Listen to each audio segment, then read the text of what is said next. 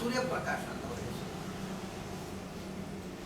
ಅವರು ಮೂಲತಃ ತಮಿಳುನಾಡು, ಮಾತೃಭಾಷೆ ತಮಿಳು.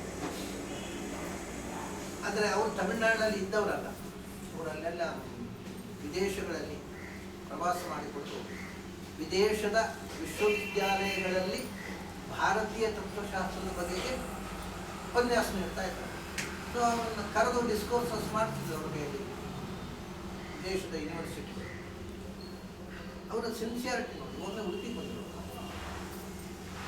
ಇದೊಂದು ಏನಿಲ್ಲ ಅಂದ್ರೆ ಒಂದು 30 ವರ್ಷದ ಕೆಳಗೆ ನಾನು ಹೇಳೋದಾಗಿ ಉಡುಪಿಗೆ ಬಂದು ಬಿಜಾವರ ಮಠಕ್ಕೆ ಬಂದರು. ಬಿಜಾವರ ಸ್ವಾಮಿಗಳಿಗಿಲ್ಲ, ಮಠಕ್ಕೆ ಬಂದು ಅವ್ರು ಹೇಳಿದ್ರು, I want to know something about mutt philosophy. Kannada ಬರೋಲ್ಲ ಅವ್ರಿಗೆ, ಅಲ್ಲಿ ಮಠದಲ್ಲಿ ಅಂತ ಹೇಳಿದ್ರು.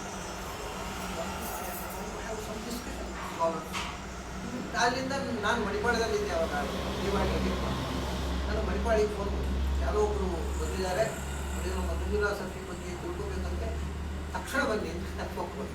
ಯಾಕೆಂದರೆ ಅವ್ರು ಪುಸ್ತಕ ಕೇಳಿದ್ರು, ಅಲ್ಲಿ ಪುಸ್ತಕಗಳು ಯಾವುದೂ ಇಲ್ಲ, ಯಾರ ಹತ್ರ ಚರ್ಚೆ ಮಾಡೋದಕ್ಕೂ ಜನರು ಇಲ್ಲ.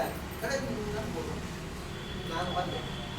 ಬರುವಾಗ ನಾನು ಮಣಿಪಾಳದಲ್ಲಿ ಕೆಲಸಕ್ಕೆ ನಾವು 1 ಗಂಟೆ ಕಾದಿದ್ದೆ.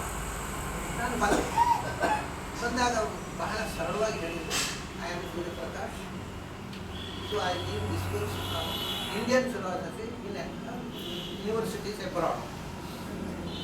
But I don't know anything about Madras philosophy. ಒಳ್ಳೆಯ ಪ್ರಾಮಾಣಿಕತೆ. ನಾನು ಇಂಡಿಯನ್ ಫಿಲಾಸಫಿ ಬಗ್ಗೆ ಮಾತಾಡ್ತೇನೆ. I know Shankara's philosophy, I am Shankar I know bit of Ramayana philosophy, but I don't know anything about Madhva's philosophy. So I want to know what is Madhva's contribution. ಅದನ್ನು ತಿಳ್ಕೊಂಡ್ರೆ ನಾನು ವಿದೇಶದಲ್ಲಿ ಹೋಗಿ ಮಾತಾಡಲಿಕ್ಕಾಗಲ್ಲ. ನಾನು ಈಗ ಒಂದು ದೃಷ್ಟಿಯಿಂದ ನಾನು ಪೂರ್ಣ ಅಧಿಕಾರಿ ಅಲ್ಲ, ಆದರೂ ವಿದೇಶದಲ್ಲಿ